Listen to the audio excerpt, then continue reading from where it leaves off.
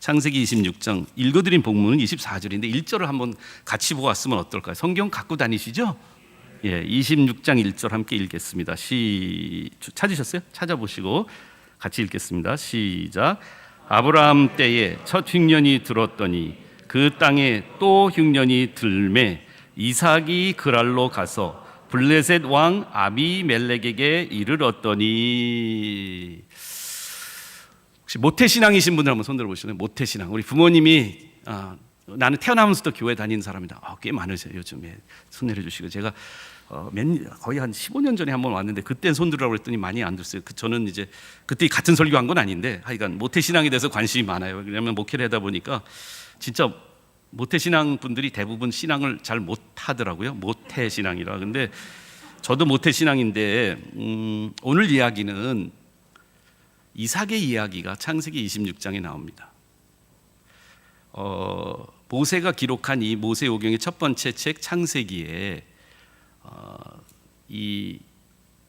그러니까 이 족장 시대 이전에 이 창세기 1장부터 11장까지 이야기가 우주를 창조하시고 지구를 만드시고 그 만드신 하나님의 모든 스토리를 11장까지 담아내고는 갑자기 줌인해서 3대 믿음의 3대 아브라함, 이삭, 야곱의 이야기를 창세기 12장부터 50장까지 모세는 기록하고 있습니다. 제가 이 믿음의 3대에 관심이 많은 이유는 이게 지금 컴컴하게 보시면 훨씬 잘생긴 그런 사진으로 볼 수 있는데 저희 가정입니다. 믿음의 3대인데 우리 교수님 소개할 때는 너무 감사한 게 뭐냐면 우리 아버지 이름을 거들먹거리지 않아서 얼마나 감사한지 몰라요. 우리 총장님도 처음 저 오늘 여기 이제 설필 설교하시면서 말씀하시더라고요. 아버님이 작년에 오셨다고요? 저희 아버님이. 그래서 김장한 목사님이십니다. 저기 극동방송에 계시죠. 원래 수원에 제가 여기 수원에서 태어나니까 수원 중앙침례교회에서 목회를 45년 동안 하시고 은퇴를 하셔서 지금은 원천교회에 18교회가 있는데 그 중에 한 교회인 안디옥 교회, 원천 안디옥 교회에 지금 은퇴를 하시고 나서 오셔서 설교와 목회를 하세요. 걱정되는 거는 역세습이라고 사람들이 얘기할 것 같아서 제가 부담이 많은데 그 아버님과 함께 목회하고 있습니다. 그런데 한평생을 저는 아버님 후광에 살았습니다. 다시 수원에 돌아와서 목회를 하는데 아직도 저를 수원에서만 요셉 목사라고 부르는 사람들이 대부분입니다. 왜 그러냐면 저희 아버님이 다른 부목사님, 저보다 어린 부목사님은 다 무슨 목사님 이렇게 하는데 나만 중앙침례교회에서 부목사로 있을 때 요셉 목사는 이러셨어요. 그래서 한평생 아버지의 그늘 밑에서 자라나면서 지금 이제 원천교회에서 목회를 하고 있는데 거기에 제 아들이 있어요. 그래서 우리도 아브라함과 이삭과 야곱과 같은 그런 믿음의 3대를 지금 한 집에 살면서 이 원천동에서 믿음 생활을 하고 있습니다. 근데 제가 이 말씀을 장황하게 드리는 이유는 오늘 이 이삭의 이야기가 다른 사람의 이야기가 아니라 제가 너무 공감이 되는 거예요. 우리 속담에 호라비 마음은 과부가 안다고요. 여러분들이 한번 생각해 보세요. 아브라함이 아버지면 어떨지. 김상한 목사님을 아버님으로 두는 게 어떨지 한번 생각해 보세요. 제가 말씀드려요. 어딜 가도 저 지금 60이거든요. 그리고 목회해서 교회도 괜찮아요. 좀 부흥했어요. 저 책 2권 썼는데 다 베스트셀러 됐어요. 근데 아직도 어디 집회 가면 김상한 목사님 아들 김요셉 목사가 왔습니다. 근데 아버지 소개를 저보다 훨씬 많이 해. 제가 억울해서 그런 말씀 드리는 건 아니고요. 모세가 창세기를 쓰는데 모세가 창세기의 믿음의 3대 조상이면 그래도 아브라함, 이삭, 야곱이면 좀 비등하게 스토리를 좀 이 잉크를 좀 쏟아야 될 거 아니에요. 근데 아브라함은요 12장부터 25장까지가 아브라함의 이야기. 아브라함이 25장에 천국 가요. 돌아가세요. 근데 이삭의 이야기가 26장에 시작이 돼요. 근데 27장부터 벌써 야곱의 이야기가 나와버려.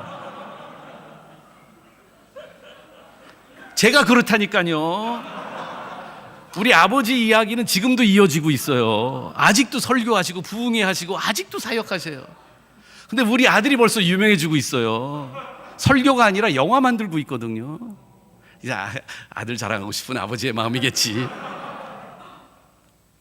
근데 물어보고 싶은 건 이거예요. 믿음의 3대가 되고 믿음의 유산을 물려주는 것, 저희 교회가 가지고 있는 표어입니다. 성경적인 믿음을 다음 세대에게 성실하게 물려주는 순례자 공동체가 되자는 게 저희 비전이에요. 원천교회는 18교회가 성경적인 믿음을 다음 세대에게 성실히 faithfully 물려주는 순례자 공동체. 그래서 우리는 무소유 교회를 생각하고 기도하면서 목사님들이, 담임 목사님들이 지금 18교회를 각각 섬기고 있고, 어제 제가 주일날, 어제가 아니구나, 오늘이 뭐죠? 오늘이 수요일이죠. 제가 지난 주일날 제가 설교, 나이가 들면 이 정도 되더라고요 자꾸. 근데 어제 같아 주일이. 근데 하여간 왜 이렇게 일요일이 빨리 오는지 몰라. 근데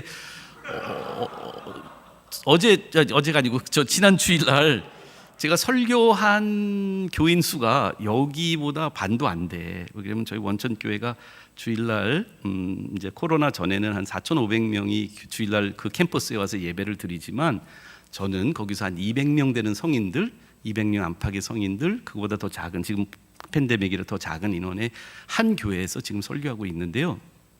이 믿음의 유산을 잘 물려주기 위해서 몸부림치고 있는 18개 교회가 동역하고 있어요.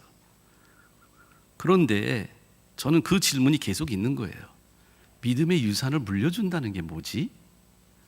여러분들은 아마 담임 목사님이 아직은 아니시기 때문에 목회를 하고 계셔도 거의 다 교육부서에서 일하고 계실 거예요. 그러지 않은 분도 계시겠지만. 근데 여러분들이 그렇게 다음 세대를 위해서 사역하고 계시다면 어떻게 믿음을 물려줄 수 있을까? 한 번 정도는 고민해 보시지 않으셨나요?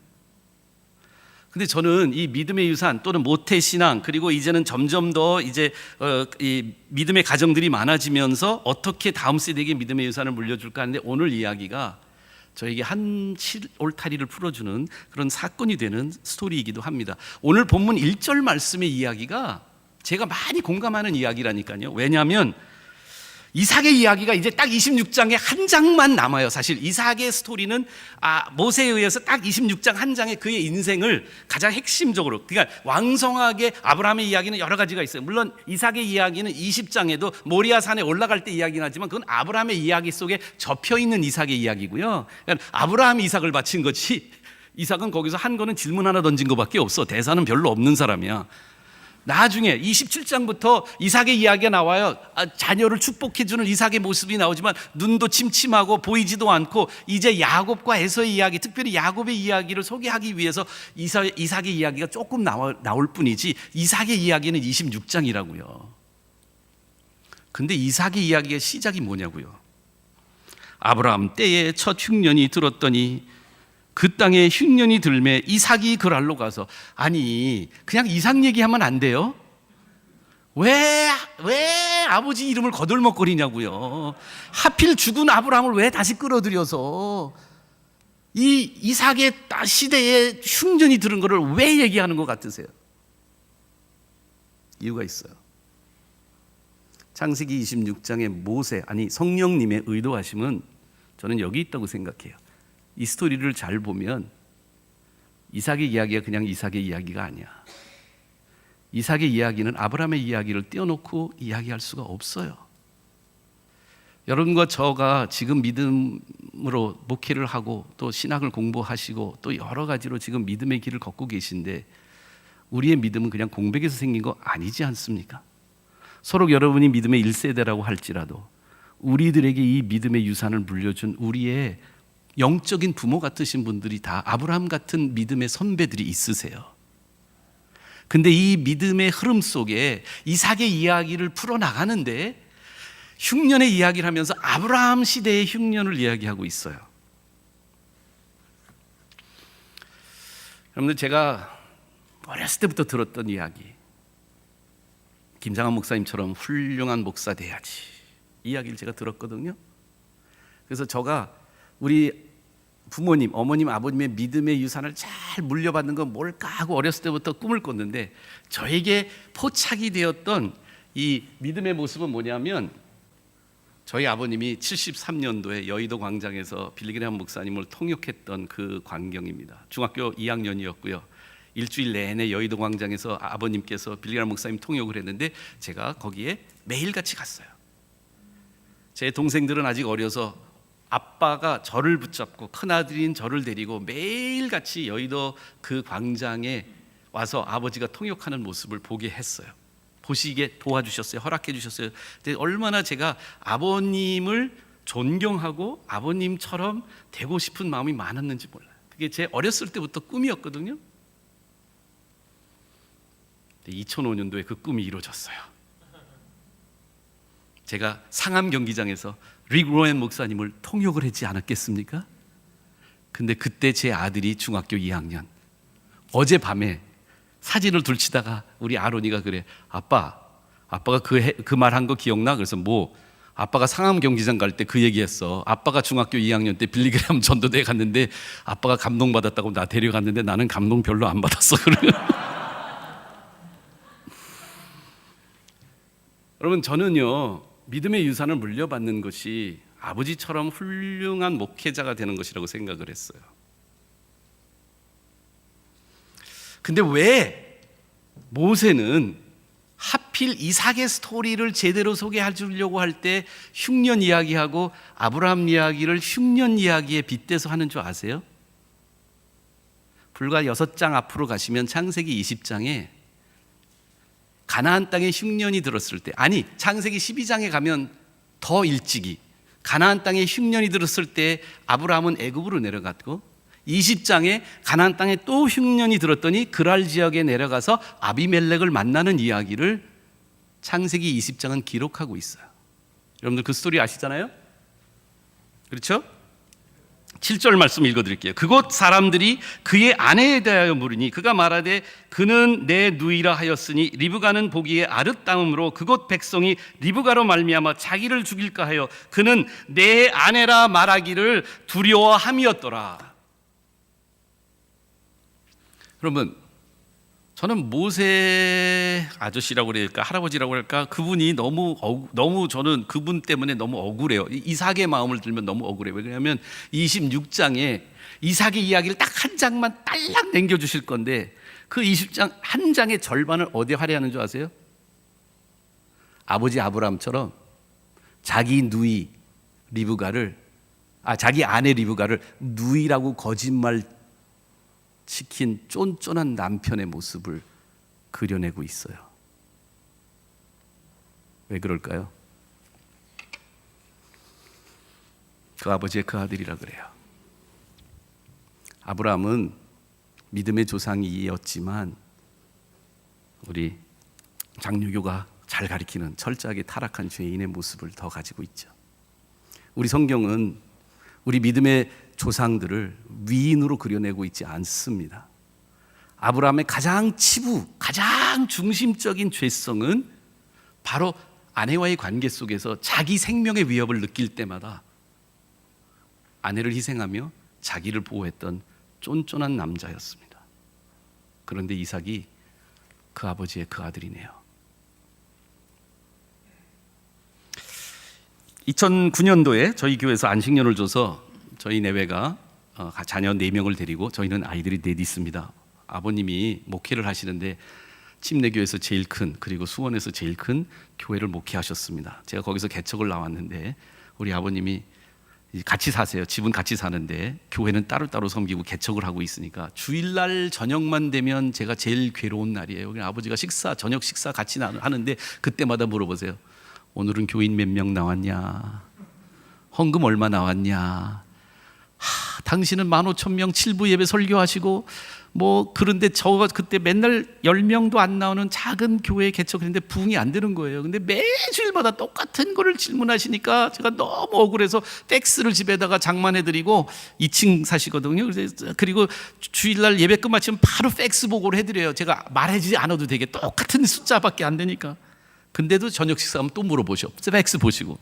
그래서 우리 내외가 기도를 열심히 하기 시작을 했어요. 왜냐하면 제가 교회 부흥을 위해서 아버지 때문에, 하나님 아버지가 아니라 육신의 아버지 때문에 교회 부흥해야 되겠다 기도했는데, 그때는 저희가 아들 하나 딸 하나만 있었는데 원천교회 부흥회를 위해서 열심히 기도하니까 하나님이 우리 교회를 어떻게 부흥해 주셨냐면 아내의 배를 부르게 해가지고 셋째도 가지고 넷째도 가지고 그래서 원천교회 부흥은 그 자연적 교회 증가라고요. Natural Church Development라고 그래서 그렇게 아이들을 넷이나 낳게 해주셨는데 원천교회에 이 목회를 하면서 제 안에 이제 교회가 안식년을 줘서 너무 기뻐서 아이들 넷을 데리고 가게 되는데 독일로 갔습니다. 선교사 자녀학교에 1년 가서 제가 성경교사를 하고 아내는 미술교사를 하려고 같이 갔는데, 그러니까 비행기를 타고 가는데 왜 그런지 모르는데 비행기를 타고 가는 그 와중에 아내가 뭐 얘기하다가 걱정이 됐던 거예요. 이제 부모님만 딸랑 두고 같이 살다가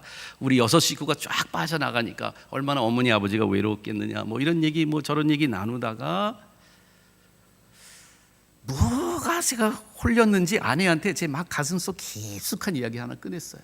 그러면서 아버지 이야기를 하면서 제가 아버지를 존경하면서도 아버지한테 받은 상처 때문에 아픈 거 하나를 얘기하는데 제가 아내한테 이런 얘기했어요. 영어로 하거든요. 우리 아내는 교포예요. 그래서 honey, there's only one thing I want to hear from my dad. 우리 아버지한테 딱 한 가지만 듣고 싶어. 나하고 엄마 앞에서 아버지가 잘못 인정하는 것, 그거 딱 한 번만 듣고 싶어. 다른 사람은 몰라도 큰 아들이 알고 있는 아버지의 약점 그리고 잘못, 그것에 대해서 우리 아버지가 한 번만 인정해 주셨으면 하는 마음이 컸어요. 그리고 독일에 가서 열심히 성경을 가르쳤습니다. 우리 아이들은 4명인데 큰아들가 고등학교 3학년, 둘째가 고등학교 2학년, 그리고 8학년, 그리고 2학년, 이렇게 자녀 넷이 열심히 선교사 자녀학교 잘 다니고 있는데 이상하게 나머지는, 여러분들 제가 왜 사람들이 왜 넷을 낳냐고 그러면 제가 아들 하나에 딸 셋이면 아들 낳으려고, 그게 아니었어요. 저는 알딸딸딸하게 낳았어요. 아들부터 낳았어요. 그러니까 그거 아닌데 이 아들이 18살이고 머리가 큰데 그 독일에 가서 한국에 있을 때는 전혀 그러지 않았어요. 걔는 걔 학교 다니고 나는 내 일하는데 이 독일에 가니까 함께 살면서 같은 학교에서 제가 다니고 매일 같이 시간을 보내다 보니까 이상하게 싸우는 게 아들하고만 싸우는 거야. 매일 대드는 거예요. 여러분들 동물의 왕국 같은 거 보시면 그 젊은 숫사자가 이 나이든 늙은 사자를 약점을 잡아서 막 어랑어랑 그리고 대드는 거 있잖아요. 우리 아들이 꼭 그런 모습으로 나한테 대드는 거야. 제가 거기다 질 것 같습니까? 저는요 윽박지르고요 권위를 부리고요 우리 아들을 막 이렇게 막 누르고 그랬어요. 2달 3달이 지났는데 집에서 무서워서 아내하고 여동생들은 막 숨어요. 저희가 둘이 싸우면. 어느 날 제가 밤중에 늦게까지 이 컴퓨터에서 이거 내일 수업 준비를 하고 있는데 우리 아들이 제 방으로 들어오는 거예요. 그 컴퓨터 준비하고 있는 방에. 그리고 아론이가 그러는 거예요. 아빠한테 할 얘기가 있대. 얘는 또 나한테 영어로 하거든요. 나도 우리 아버지한테 영어로 해요. 왜 그러냐면 반말 써도 되잖아요, 영어 하면. 그래서 얘가 그러는 거야. 아버지한테 할 말이 있는데 뭐냐고 그랬더니 아버지, 제가 통역하는 거예요. 번역하는 거예요. 아버지한테 듣고 싶은 말 딱 하나 있대. 뭐냐고 그랬더니 엄마하고 자기 앞에서 내가 잘못하는 거 인정하는 거 딱 한 번만 듣고 그 말 거의 토시 그대로. 아버지가 잘못했다는 거 엄마하고 나한테 한 번만 인정해봤냐고. 근데 얘가 막 울면서 그래, 남자가. 그래서 제가 거기서 야, 이 쫀쫀하게 남자가 울어 그러면서 제가 오히려 거기서 제가 쿨한 아빠가 됐으면 내가 지금은 얼마나 후회하는지 몰라. 거기서 아론아, 그래 맞아, 아빠가 잘못했어, 이렇게 한마디만 하면 되는데 제가 거기서 막 변명, 나는 항상 네 엄마 앞에서 잘못 인정하는 아빠야, 막 이렇게 저를 변명하기 시작을 했어요. 얘가 울면서 그냥 나가더라고요. 아브라함의 모습이 이삭에게 있는 게 보이더라고요. 우리가 믿음을 받아서 믿음을 우리 자녀들한테 물려주려고 아무리 몸부림쳐도요, 제일 먼저 물려주는 것은 믿음이 아니고 죄성이에요. 부인할 수 없는 사실인 것 같아요. 우리 자녀들에게 물려지는 것은 나의 믿음 이전에 우선적으로 나의 죄성이 물려지는 것을 봅니다. 창세기 26장은 우리에게 그것을 가리키고 있는지 모르겠어요. 저는 자녀들을 양육하면서 우리 한국교회 그리고 한국 부모님들이 제일 먼저 회복해야 되는 게 뭐냐면 내 자녀에게 나의 죄성이 유전된다는 사실을 철저하게 인정하는 것이 아닐까요? 저는 그것을 하나님이 내 아들의 거울을 통해서 저한테 보여주시기 시작을 했어요. 거의 1년이 지날도록 아들한테 사과를 못했어요. 그리고 안식년 마치고 한국에 돌아오려고 하는데 사실 독일에 가서 제가 굉장히 제 개인적으로 많이 하나님이 깎임을 당하는데, 왜 그러냐면 거기 가서요 제 존재감이 없어지는 걸 체험합니다. 그러니까 그건 얘기가 길어져서 안 드릴 건데 제가 설교를 1년 동안 한 번도 못했어요. 그런데 제가 그러다 보니까 뭘 했냐면 내가 보니까 우리 애들 모아놓고 맨날 설교 연습을 하고 설교를 아들한테 윽박질른 게 이 설교 못하는 욕구불만 때문에 막 제가 강압적으로 막 이 아이들 잘못하는 거를 막 성경을 들여다대면서 죄성을 막 강조하고 막 그랬던 것 같아요. 근데 하고 싶은 얘기 뭐냐면 그런데 제가 딱 설교할 기회를 딱 한 번 받은 거예요. 제가 성경은 수업 시간에 많이 가르쳤는데 학교 채플에 매일 채플 드리거든요. 근데 다른 선생님들이나 다른 선교사님들은 많이 초청해서 설교시키는데 나는 안 시키는 거야. 그 학교 교장이. 제가 여기서 큰 학교 1,400명 넘는 학교 교장이고요. 애들 채플에 내가 얼마나 설교를 잘하고 많이 하는데 그 사람 그거 아는데도 날 안 시키는 거야. 나는 또 그 사람이 한국 사람들의 편견이 있나 보다. 여러분들은 내가 한국 사람처럼 안 보이지만 외국 나가면 내가 되게 한국 사람이에요. 백인들은 다 시키는데 나만 왜 안 시킬까? 막 그러는데 그 교장이 나를 하루는 부르더라고요. 이제 거의 한 달밖에 안 남았는데 날 부르더니 이제 끝마치고 돌아와야 되는데 나한테 물어보더라고요. 혹시 졸업식 설교할 생각이 있냐고. 한국 사람들 그렇잖아요. 체면. 그래서 아니 나는 뭐 나 같은 사람이 뭐 이러면서 집에 돌아와서 너무 기뻤어요. 1년 만에 처음 설교하는데 그것도 가장 중요한 졸업식 설교를 나한테 시킨다. 그때부터 제가 설교 준비는 일찍 하는 사람이 아니에요. 저는 토요일 날 밤에 안 하고 일요일 날 아침 한 30분 전에 설교 준비해요. 농담이고요.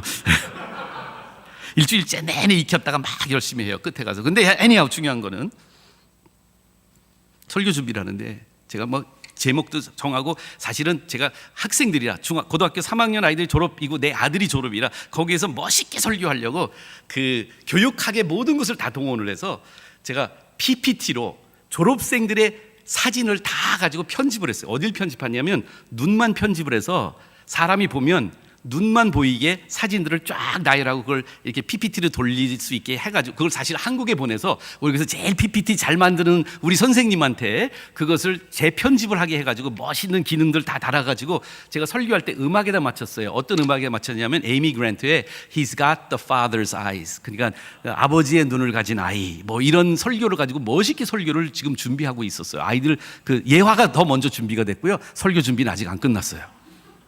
여러분 그런 적 있죠? 예화가 중요한데 설교를 거기다 맞추려고 찾았어요. 졸업식 전날이 됐는데 말씀이 정리가 안 되는 거예요. 1시, 2시가 됐는데 제가 마음에 안 들어요. 몇 번을 지웠는지 몰라 파일을. 막 잠들려고 하는데 피곤한데 이거 잠이 막 몰려오는데 그때 성령의 음성이 들리는 거예요. 9개월 전의 모습으로.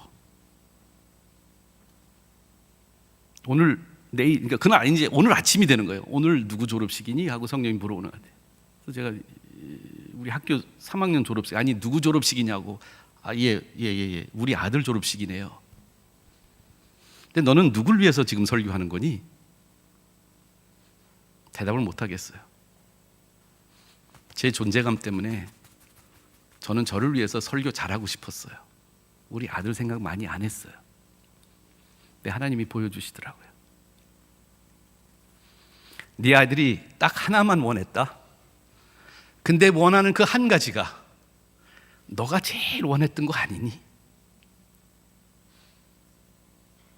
너무 몸은 피곤한데 하나님 성령의 하나님의 그 이 정죄하심과 성령님의 찌르심을 통해서 제가 그날 밤 아들한테 편지를 썼어요. 그리고 잠들어 버렸어요. 아침에 일어났는데 졸업식 30분 전이야. 아내가 막 깨운 거예요. 설교가 준비가 안 됐어. 편지 하나 달랑 들고 아들이랑 같이 졸업장을 가는데 제가 아들한테 편지를 줬어요. 그리고 말했어요. 아론아, 미안해. 아빠가 진작 너한테 잘못을 인정하는 모습을 보여줬어야 하는데 그러지 못했는데 아빠가 너한테 말하기도 힘드니까 여기 편지 있어 하고 아론이한테 편지를 줬어요. 아론이가 편지 읽고 막 울더라고요. 근데 야 졸업식 가야 되는데 야 우리 눈물 닦고 들어가자. 그때 갑자기 생각이 나는 거예요. 아론이가 아빠 고마워 그러는 거예요. 그래서 오늘 이제 내가 졸업식에 설교할 수 있겠구나. 근데 아론아 설교 준비 안 했다. 혹시 네 편지 다시 줄 수 있니?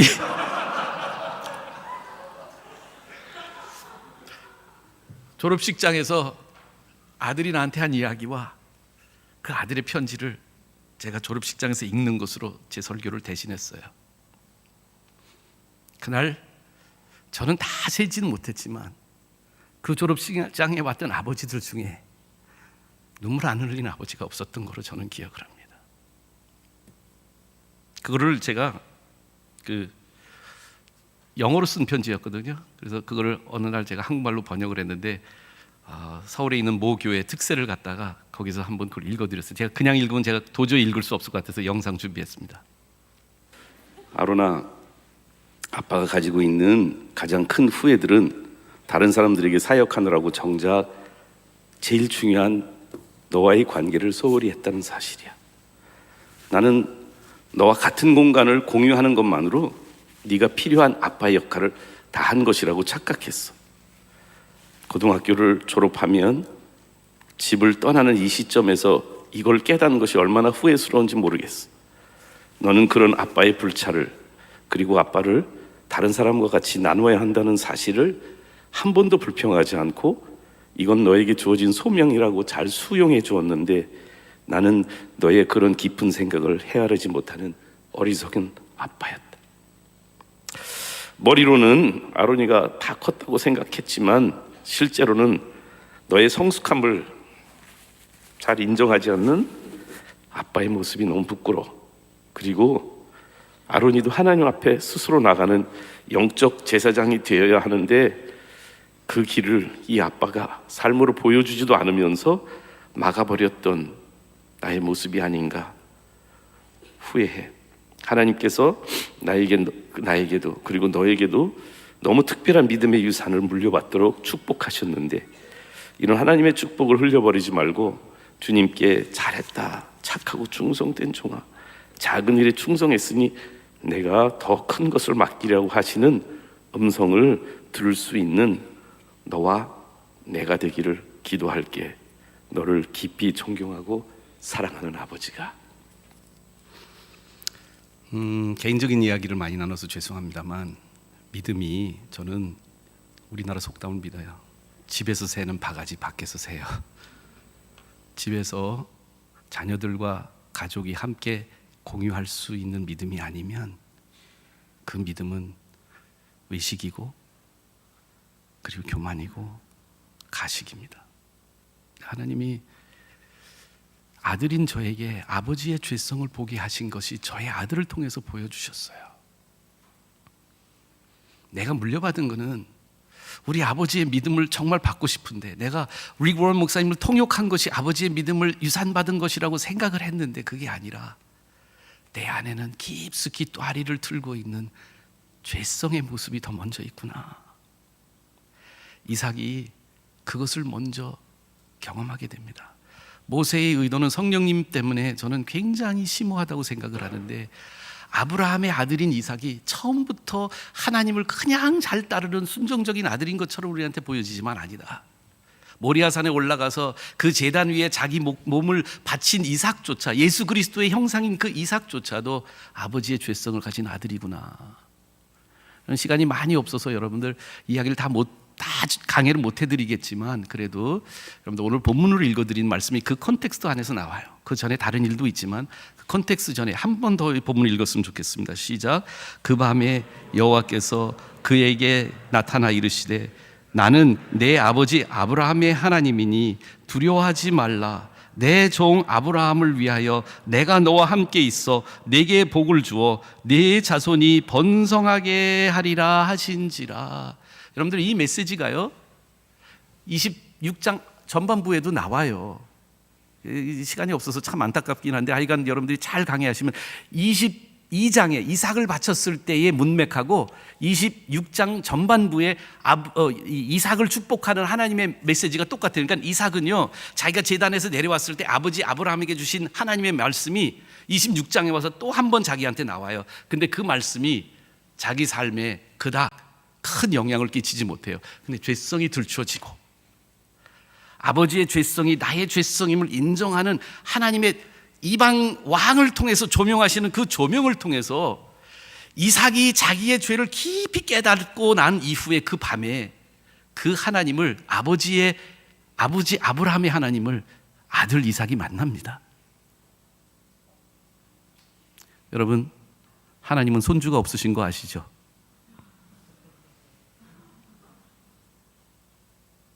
인격적으로 다 우리 자녀들이 스스로 자기의 죄를 발견하고 그 하나님을 인격적으로 만나서 하나님의 음성을 아버지처럼 들을 때에 우리 아버지한테 그 영혼을 구원해 주신 그 하나님이 내 영혼 속에 오셔서 네 아버지 김장한 목사님이 하나님이니 두려워하지 마. 내 종 김장한 목사님을 위해 내가 너와 함께 있어.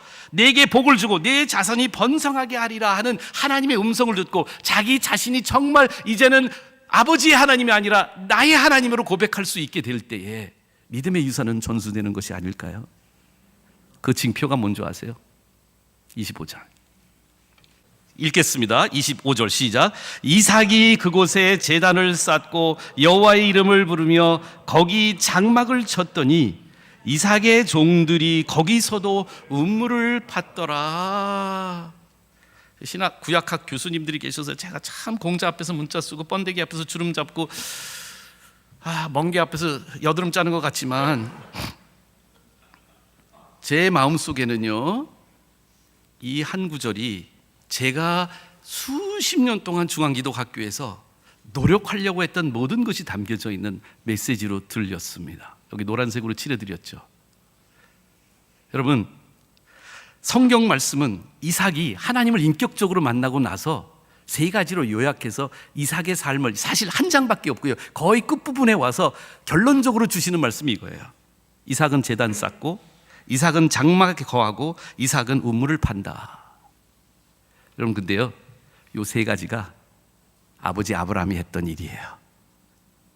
영성으로 가나안 땅에 와서 아브라함이 가나안 땅에 하나님을 순종하고 와서 영적으로 살아가려고 몸부림쳤던 믿음의 조상 아버지 아브라함이 했던 세 가지를 성경으로 요약하면 12장부터 25장을 함축하면 가는 곳마다 아브라함은 제단을 쌓았어요. 제단 쌓기. 여러분들 이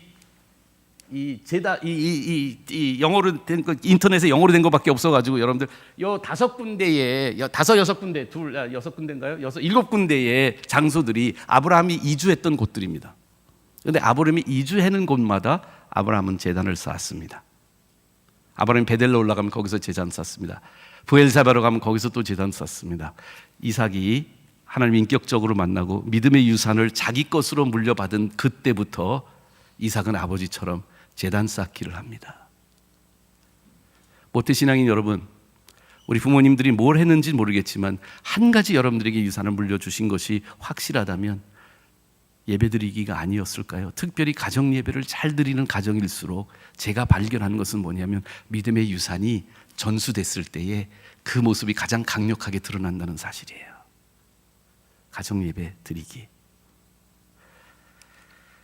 장막 쌓기, 장막 거하기, 관계 회복입니다.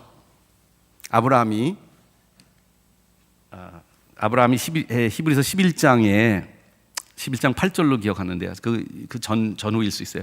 아브라함이 믿음으로 아브라함은 축복의 땅에 가서 장막을 치고 거기서 아들과 손주 이삭과 야곱과 더불어 장막에 유했다는 말씀을 믿음의 행위로 표현하고 있습니다.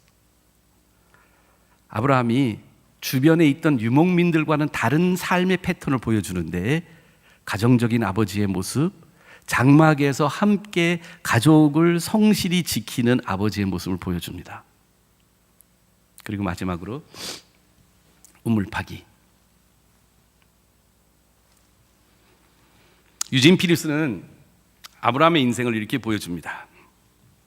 창세기 앞부분에, 창세기 소개하는 그 메시지 성경 앞부분에 유진 피리슨이 이야기한 것에서 제가 영감을 받았는데, 아브라함이 한평생을 영향을 받았던 세속 문화는 뭔지 아세요? 갈대아 우르 지방에서 나올 때 거기에 이 바벨론 문화가 있죠. 그 바벨론 문화에서 제일 많이 보는 게 뭐냐면 지그라트라고 하는 높이 바벨탑 문화에서 11장 다음에 나오잖아요. 11장 바벨탑 사건인데 바벨탑이 하나가 아니었고요. 지그рат은 여기저기 그 지금 사우디아라비아 이라크 그 지역에 가보시면 지그рат들이 많이 있어요. EBS에서 그 특집을 한번 영상으로 촬영한 적인 걸 제가 본 기억이 납니다. 근데 이 지그рат들은요 피라미드와 똑같이 높은 이 성공을 상징하고 그 지역의 가장 강대국을 상징하고 문화와 문명의 이기를 상징하는 지그рат들을 아브라함은 75년 동안 보고 자라나요.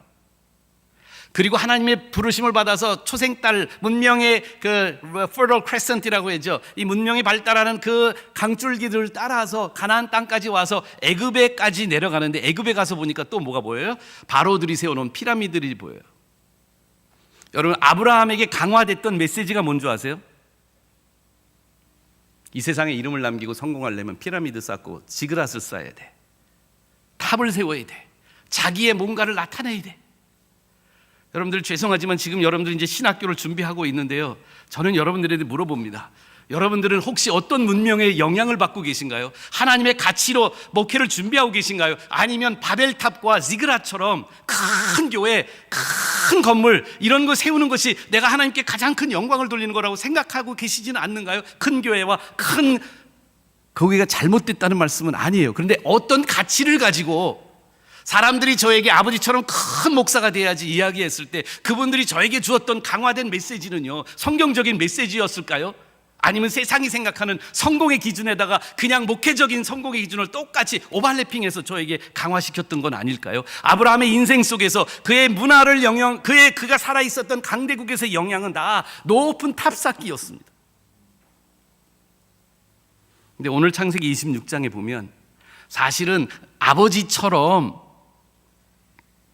아내를 누이라고 속였던 거짓말을 했던 이삭이 26장 전반부를 지나고 나면 14절 15절을 지나고 나면 그 다음에 이삭의 습관 중에 하나를 포착하고 모세가 기록하고 있는데 그게 뭔지 아세요?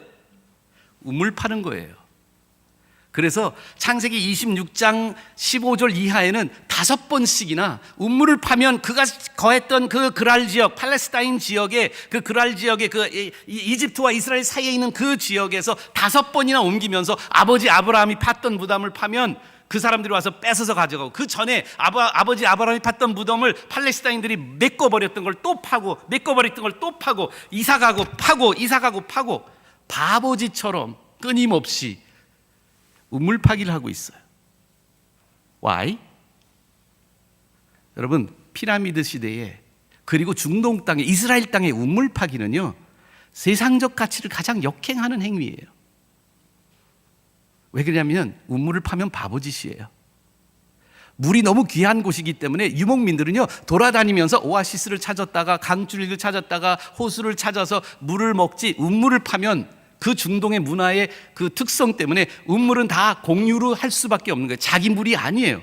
그 엄청난 돈과 재원을 들여서 우물 파놓으면 다른 사람들 다 마실 수밖에 없는 우물이 되는 거예요. 우물 파기는요 남 좋은 일 하는 거예요. 그런데 이삭은 5번씩이나 그 남 좋은 일하고 양보하고 또 양보하고 또 양보해요. 기독교적 세계관으로 믿음의 유산을 물려받은 다음 세대가 어떻게 살아가야 될까? 저는 지금 교회가 자기 거 챙기고 자기 권리 따지고 자기 거 손에 안 보려고 발악하고 어딘가 부동산이 오르면 거기 부동산 오르는 거 다 쫓아다니는 사람들이 교회 장로고 집사고 교회 헌금 많이 하는 사람들이니까 그렇게 살아도 축복받는 것이라고 설교하고 있는 우리들이 성경적인 문화이고 우물 파기의 문화인가 한번 생각해 볼 필요가 있지 않습니까? 자기 것을 희생할 줄 알고 버리고 자기 자녀가 공부해서 남 좋은 일 하라고 의사가 되면 선교지 가라고 그렇게 자녀를 기를 수 있는 크리스천 부모님들이 어디 있습니까? 진짜 믿음의 유산을 물려받은 이삭은요 우물 파기를 했습니다. 근데 어느 날 제가 성경을 읽다가 이 말씀을 여러 번 설교를 했죠. 사실 오늘 여러분 처음 설교하는 건 아닙니다. 근데 여러 번 설교를 하다가 요한복음 말씀을 보는데 제 안에 작지 않은 감동이 왔어. 여러분들 잘 아는 말씀인데요. 구약 성경에는 야곱이 우물 팠다는 이야기가 없어. 근데 요한복음 4장 6절은 예수님이 사마리아 길로 가다가 가장 제가 볼 때는 이삭이 믿음의 유산을 물려받아서 우물파기 했던 것처럼 예수님이 가장 어떻게 보면 오해받고 남 좋은 일하고 하지 말아야 할 일을 하셨던 거 하나가 사마리아 여인을 위해서 사마리아까지 가셔서 우물가에서 그 여인을 만나요. 근데 그 우물이 어떤 우물이에요? 야곱의 우물이야. 생각해봐요. 모세 아저씨가 26장을 남기기 너무 감사해. 한 장밖에 안 남겼지만 그 한 장 속에 아버지의 죄성을 그대로 물려받은 아들이 하나님을 인격적으로 만나니 아버지의 죄성이 아니라 아버지의 영성이 물려짐을 체험하는 기적을 자기 손주까지, 그 자기 아들 야곱까지 전수되는 것을 볼 수 있어요. 그 우물가에 오셔서 예수님이 말씀하세요. 우리들더러 우리도 우물 파라고.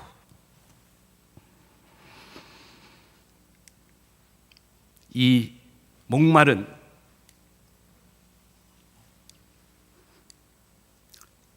여러분, 예수님이 그 여인과 얘기했을 때 세 가지 얘기하지 않았나요? 내가 물 줄 거다. 그리고 예배 얘기하고요. 깨어진 관계, 가정의 이야기를 해요. 제단 쌓고 예배 드리기, 장막 거하고 가정의 관계의 문제들, 그리고 우물 파기의 이야기를 사마리아 여인과 함께 합니다. 예수께서 대답하여 이르시되 이 물을 마시는 자마다 다시 목마리와 내가 주는 물을 마시는 자는 영원히 목마르지 않으니 내가 주는 물은 그 속에서 영생하도록 솟아나는 샘물이 되리라. 사랑하는 후배 사역자 여러분, 여러분들이 부모님의 믿음을 물려받았거나 아니면 자녀에게 믿음을 물려주시기를 원하신다면 아브라함과 이삭과 야곱처럼 나의 죄성이 있음을 인정하시고 여러분들의 자녀들의 죄성을 다 직시하시고 하나님께 그 죄성을 초월하시는 인격적인 만남을 나와 우리 자녀들에게 허락하셔서 우리도 제단 쌓고 장막 거하고 우물 파는 인생으로 살아갈 수 있도록 축복해달라고 기도하면 안 될까요? 시간이 돼서 제가 그냥 축복 기도해도 될까요? 찬양해야 되나요? 다 같이 일어나셔서 우리 그냥 축복 기도 받으시고요. 찬양을 생략하는 게 더 시간적으로 좋을 것 같아요. 제가 축복하겠습니다.